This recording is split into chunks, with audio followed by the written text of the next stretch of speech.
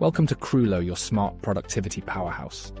In this video, we will see how you can use chat in Enterprise Search. First of all, navigate to the chat section. Here you will find a chat box where you can ask questions. An AI will fetch all relevant information from the connected tools and files in the knowledge base. Whether you're searching for event details, company policies, or any other information, simply type your questions into the chat box and hit send. The AI will go through all the files and provide an accurate answer within a few seconds. You can export this information by clicking on Export. You'll find two options. You can export it in a PDF or Markdown format. You can like or dislike the information, copy it, or flag the response.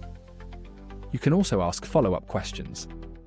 When you click on Sources, you'll see a list of all source files, each with a relevant score next to them. In the Tasks section, you'll see a list of all the tasks that the AI has performed. To start a new chat, click on New Chat. Below this, you'll see a chat history. You can also click on Chat History on the left to view the history of all chats.